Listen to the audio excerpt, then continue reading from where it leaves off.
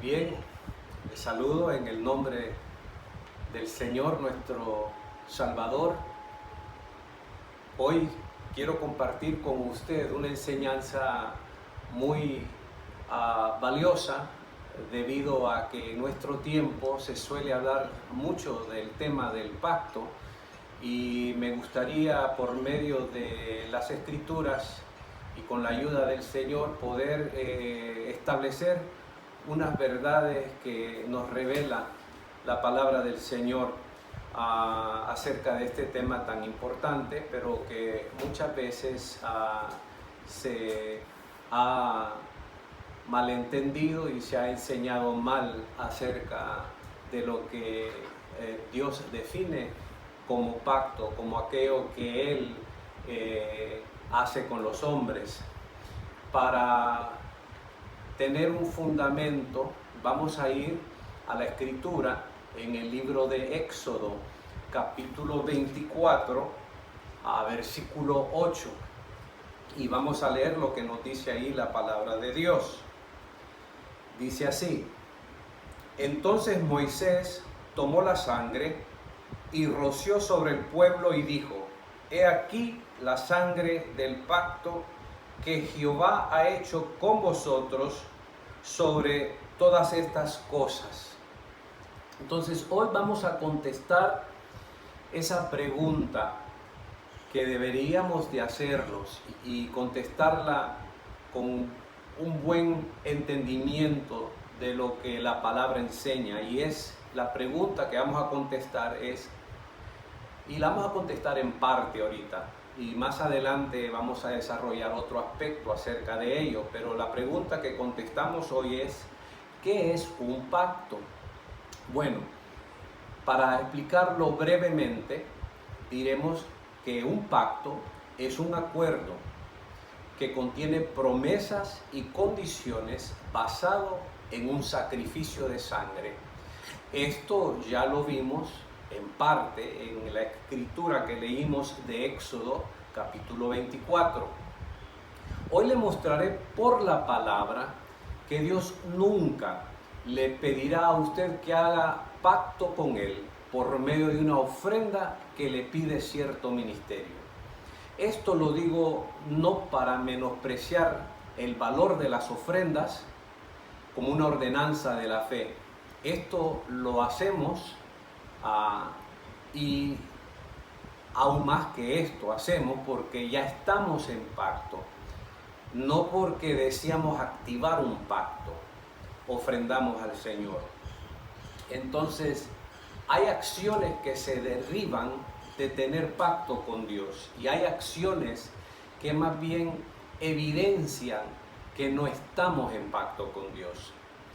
Ahora, el pacto con Dios no lo inicia una ofrenda monetaria, ni tampoco una ofrenda monetaria es señal de que estoy en pacto. El pacto de Dios se estableció por medio de un sacrificio humano, y ese sacrificio, la sangre del pacto, la cual ha sido rociada sobre nosotros, es la sangre que Cristo derramó en la cruz para salvarlos. Por lo tanto, no es lo que yo o usted ofrezcamos que nos pone en pacto con Dios. Vaya conmigo ahora al libro de Génesis y vamos a leer en Génesis capítulo 17.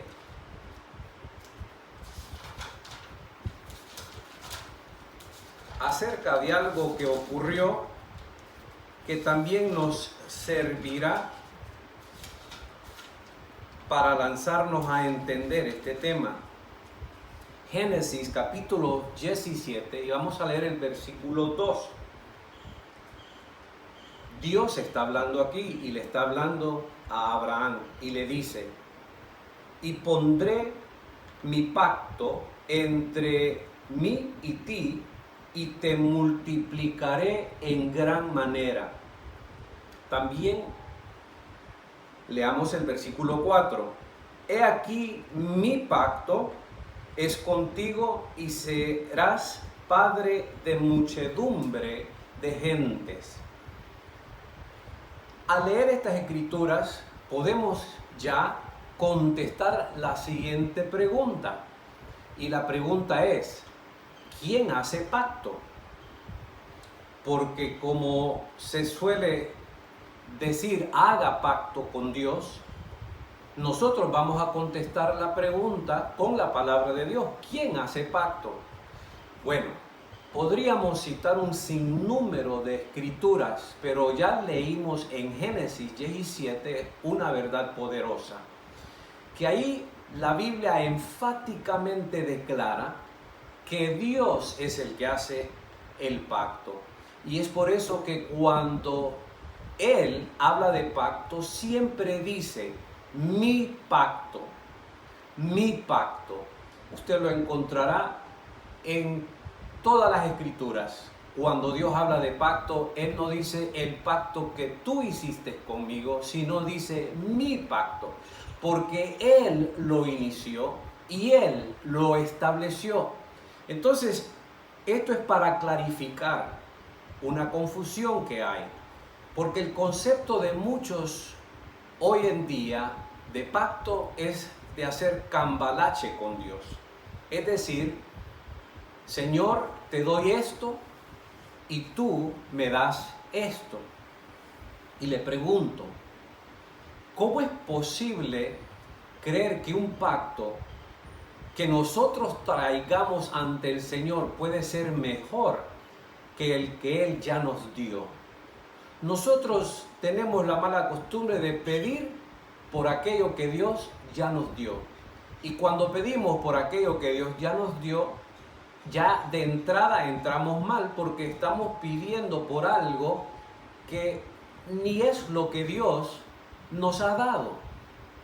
Entonces, no solamente pedimos lo que Dios ya nos dio muchas veces, sino que porque no conocemos lo que el Señor nos dio, nuestros pedidos están totalmente afuera de la voluntad de Dios.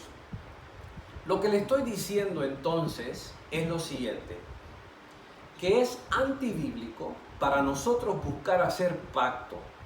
Lo único que podemos hacer es reconocer el pacto que ya se nos proveyó en Cristo. Por lo tanto, no puede haber un acercamiento al Señor sin conocer este pacto. El venir ante Dios, como lo es de costumbre por muchos, con una ofrenda para que Él nos otorgue un pedido o nos autorice un acuerdo, es querer sobornar al Señor.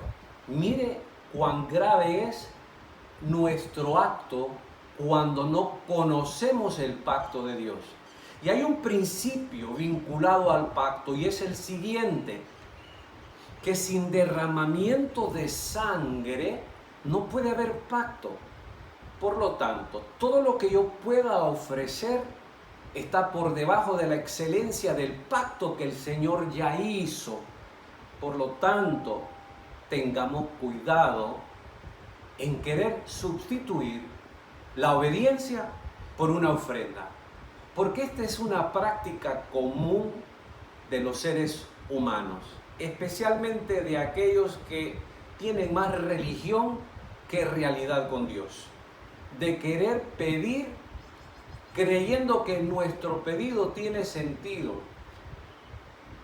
y no es así. No sabemos muchas veces cómo pedir. Por eso el Señor es el que nos ofrece una mejor alternativa. Entonces, lo que el pacto por la sangre de Cristo nos otorga no puede ser igualado a lo que nosotros creemos que necesitamos. Entonces, ¿cuál es la verdad? Es decir, ¿hago pacto o reconozco el pacto ya hecho? Esto lo digo otra vez, porque el buscar el favor de Dios por medio de una ofrenda monetaria es intentar sobornar al que tanto nos amó y que nos dio a su unigénito Hijo, Dios nunca nos pide que hagamos pacto con Él. Entendamos eso. El intento de querer hacer pacto por nuestra parte sería despreciar su pacto y su gran amor para con nosotros. Intentar hacer pacto es otra forma de paganismo.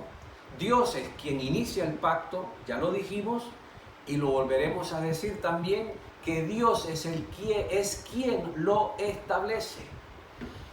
Ahora, ¿con quién Dios tiene pacto? Se preguntará a usted.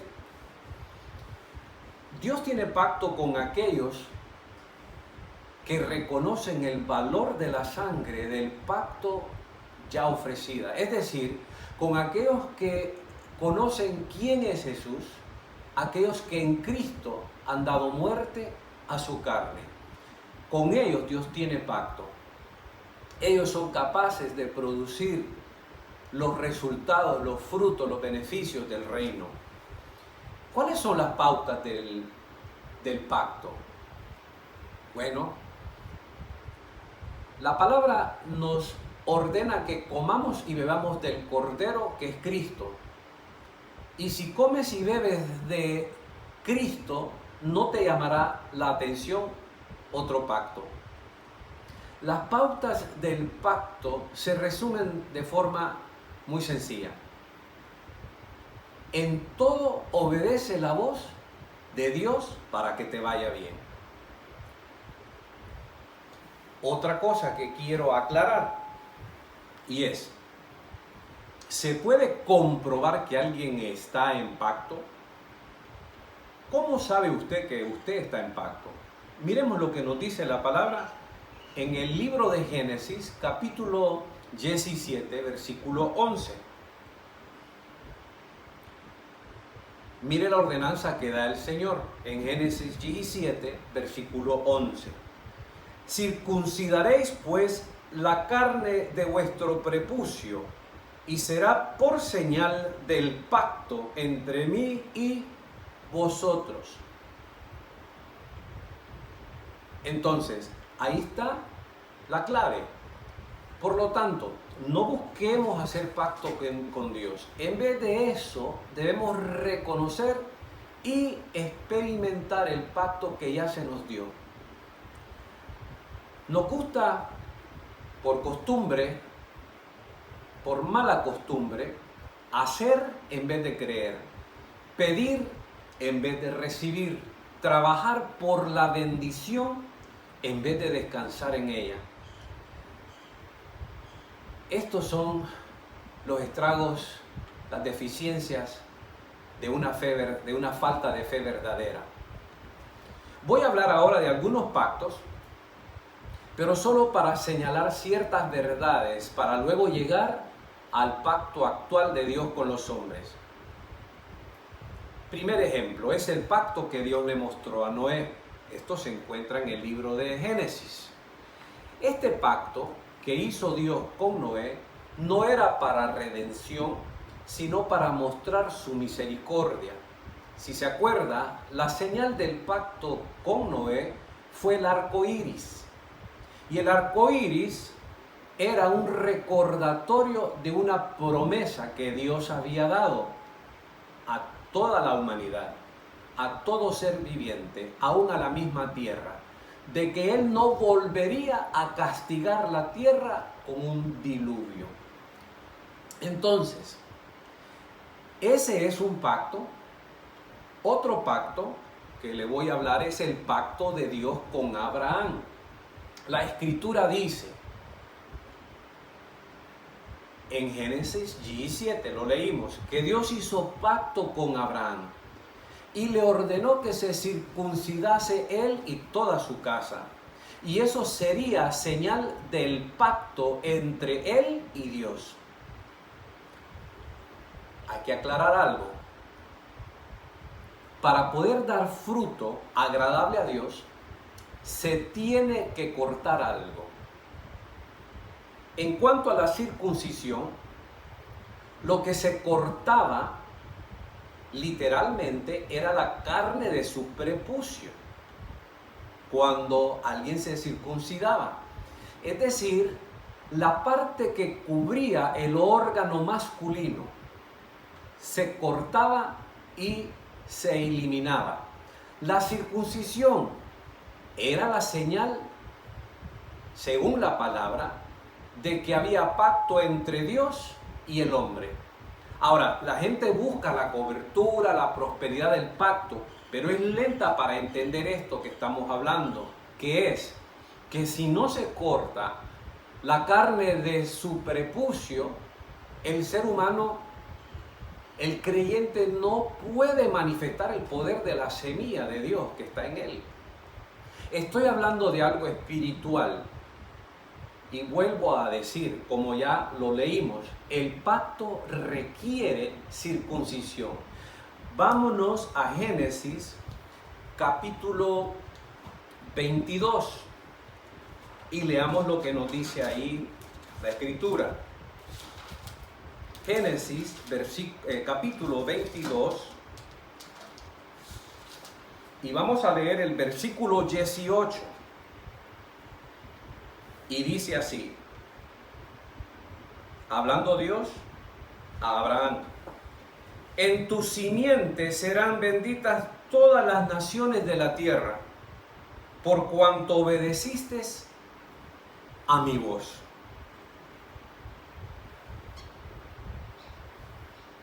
Mire cómo es la bendición. Mire de dónde viene la bendición.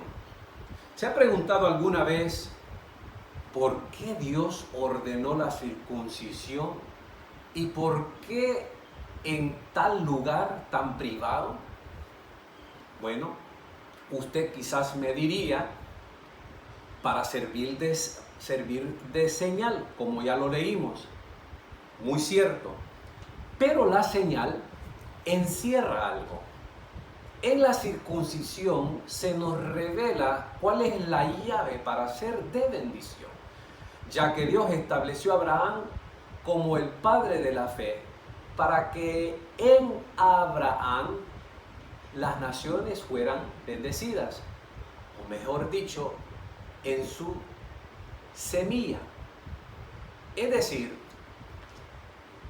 la circuncisión tenía que ver con el órgano de reproducción y se tenía que cortar en este lugar porque el órgano de reproducción tenía que ser santo.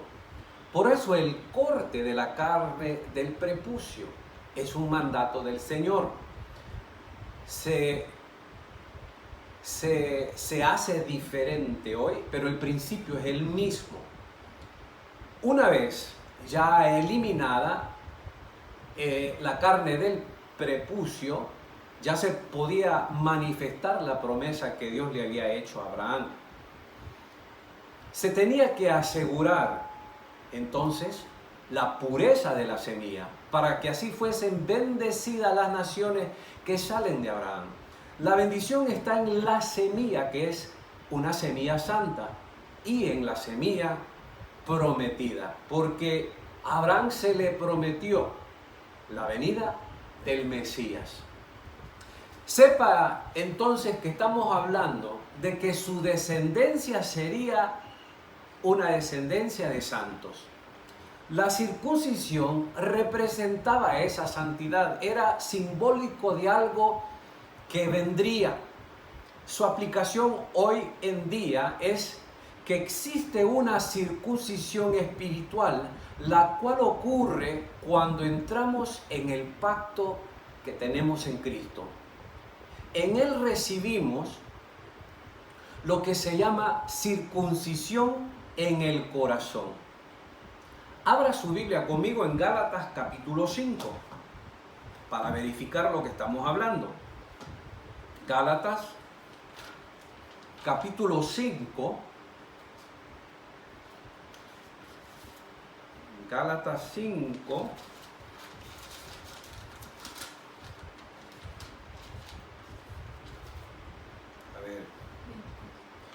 Gálatas 5, versículo 24.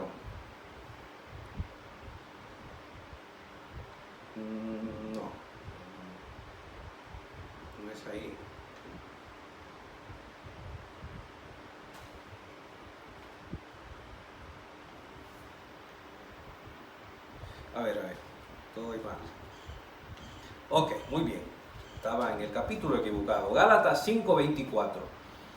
Pero los que son de Cristo han crucificado la carne con sus pasiones y deseos. Mire lo que ocurre con aquellos que se dice que son de Cristo. Algo ha ocurrido, ha habido un corte. El corte de la carne del prepucio, por lo tanto, es simbólico de la circuncisión del corazón que ocurriría con la venida de Jesús. El no darle muerte a nuestra carne detiene e imposibilita el poder del pacto. La circuncisión está encubierta de la vista de los demás, la de Abraham así como la nuestra, pero es en nuestra conducta que se manifiesta que estamos en pacto. La señal de que estamos en pacto con Dios es la circuncisión de corazón. Lo que significa es que se le ha dado muerte a la carne en nosotros. Somos apartados por Dios para ser santos, para ser de Él. La circuncisión de Abraham era la señal externa en la carne que representaba la obra interna hecha por Dios en el hombre para dar a conocer quién es el Señor. El pacto no solo era para Abraham, el pacto era también para que se diera el propósito de Dios en la tierra. No hay muchos interesados en dar a conocer al Señor. La mayoría quieren el pacto para que les beneficie a ellos. La circuncisión en Cristo es hecha en el corazón, erradicando el poder de la naturaleza pecaminosa, la naturaleza adámica. Miren lo que nos dice Romanos capítulo 2. Porque este es el poder de Cristo en aquellos que abrazan el pacto que Él estableció. A ver, ¿qué escritura le dije?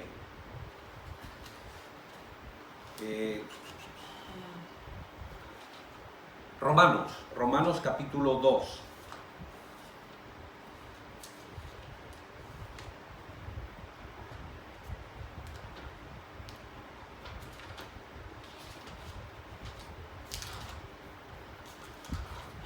Romanos 2,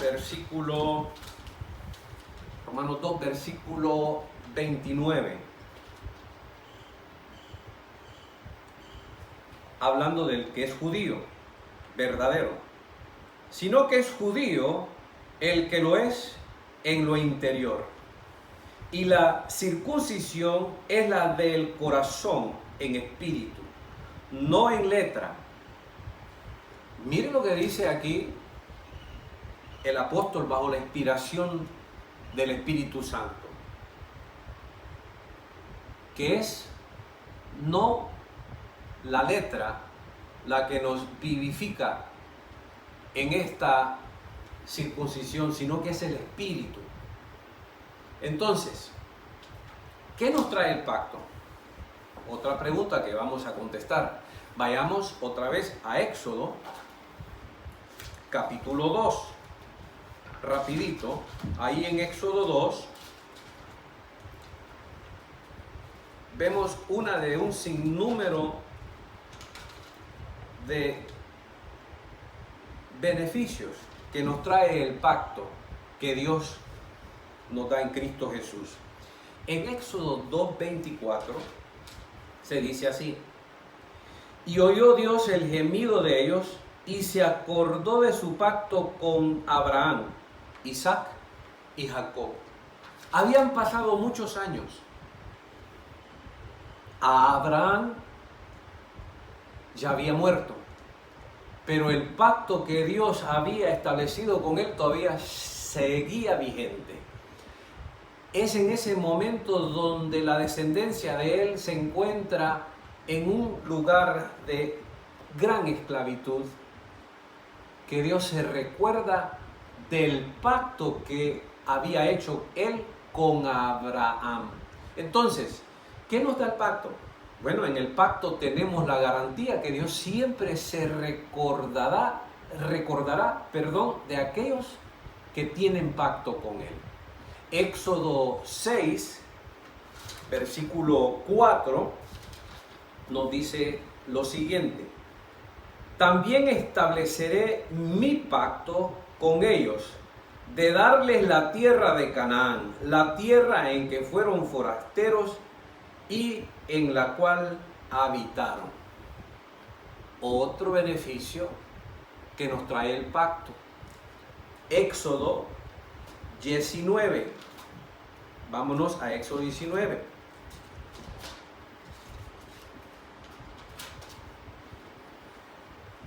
Versículo 5.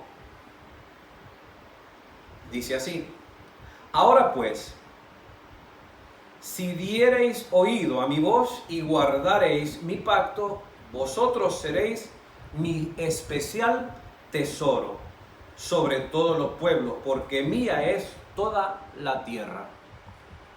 Entonces entendemos por la Escritura que el pacto nos guarda. El pacto también nos otorga una herencia. El pacto nos trae mayor valor. Es decir, nuestras vidas valen aún más ahora, porque somos tesoro de Dios debido al pacto. Antes del pacto no éramos tesoro de Dios. Antes del pacto éramos enemigos de Dios, porque en nuestra mente había una enemistad con Dios. Pero ahora Dios nos convierte en su tesoro especial por medio del pacto que Él nos trae por medio de su Hijo Jesucristo. Por lo tanto, es importante para mí señalar otro acto que se da debido al pacto. Y es que debido al pacto, Dios cambia el nombre de Abraham a ser Abraham. ¿Cuál es la diferencia? Abraham era su nombre de nacimiento, como un hombre natural, pero el hombre espiritual era Abraham, porque Abraham significa padre, pero Abraham significa padre de naciones. Dios lo hizo padre de naciones por medio del pacto que Dios le trajo. Entonces, en el pacto residía el poder para que se multiplicase la semilla de Abraham. El pacto le daba el derecho de ser padre de naciones y de que su semilla sería heredera de toda bendición. El pacto comprometía a Abraham con Dios, así como Dios se comprometió con Abraham por medio del pacto. Miren lo que nos dice Génesis 15, versículo 9. No lo vamos a leer, pero se lo dejo para que usted lo mire. Ahí el Señor le pide a Abraham una lista de sacrificios. Porque una vez que estos sacrificios fueron partidos por la mitad, estos sacrificios fueron testigos del pacto que Dios hizo con Abraham. Para que dos pudieran entrar en pacto se hacía algo muy memorable, muy poderoso, que muchos no conocen. ¿Se acuerda que le dije que íbamos a hablar de otro aspecto de lo que es un pacto? Cuando Abraham sacrificó los animales, le dio muerte a estos animales. Uno era un cabro de 3, el otro era una oveja de 3 años también. Ambos eran de 3 años de edad. ¿Qué significa que eran animales jóvenes y sanos? Él viene y los parte por la mitad. Y la Escritura ahí nos dice que un fuego de parte de Dios pasó por en medio de estos sacrificios, de estas partes de los sacrificios que Abraham había ofrecido al Señor. Ahí se nos enseña un principio, y es el siguiente, que los antiguos, para hacer un pacto, hacían lo siguiente: sacrificaban un animal, lo partían por la mitad y ambos de los que hacían el pacto caminaban, uno primero y después el otro. En forma de un 8, caminaban alrededor y en medio de el sacrificio. Y mientras lo hacía, el que entraba en pacto decía lo siguiente: que ocurra conmigo como le ocurrió a este animal si yo no guardo el pacto que hoy estoy haciendo. Y después venía el otro y hacía lo mismo. Entonces, por eso le digo que el pacto comprometía a Abraham con Dios. Hay gente que dice que tiene pacto, pero no se ve el compromiso, no se ve la entrega, no se ve la devoción, no se ve la fidelidad, el amor y la pasión para Dios. Y se sabe que cuando esto no está presente, de nada sirve que alguien quiera ofrecer algo al Señor, porque no le está ofreciendo lo que más quiere el Señor de nosotros, que es nuestro corazón. Ya para cerrar, quiero decirle que así como el pacto se establecía bajo ciertas condiciones, así también el pacto podía ser disuelto. Esto lo vemos en Jeremías. Y usted quizás, ¿verdad?, se haya preguntado, ¿pueda que un pacto con Dios se disuelva? Y la respuesta es claro que sí. En Jeremías 3:8 se declara de una desobediencia descarada y rebelde que causó que se rompiese el pacto con Dios por la acción de Israel. Claro que al romperse el pacto, Dios los entregó a las consecuencias de su desobediencia y su rebeldía, y eso les trajo graves problemas. Pero el Señor no se olvidó de ellos, porque si usted estudia las diferentes historias que están documentadas de los israelitas, usted verá que el Señor con el tiempo volvía a visitar a Israel en su captividad, en su estado de esclavo, para mostrarle su misericordia y llamarle a un arrepentimiento. Lo lindo es que el Señor siempre estará esperando que nosotros abracemos el pacto que Él tiene y que dejemos de presentar nosotros nuestras ofertas y de querer hacer un acuerdo con Dios que nace de un espíritu incrédulo y perverso. La mayoría de las veces la motivación es incorrecta. Cuando entendemos que Dios ya nos proveyó todas las cosas en Cristo Jesús, estamos satisfechos, porque sabemos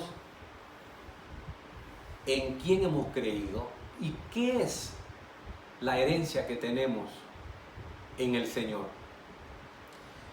Le dejo con esto y espero que esto le ayude a abrazar el plan que Dios nos dio para salvación en su Hijo Jesús, el pacto por medio de la sangre de Cristo.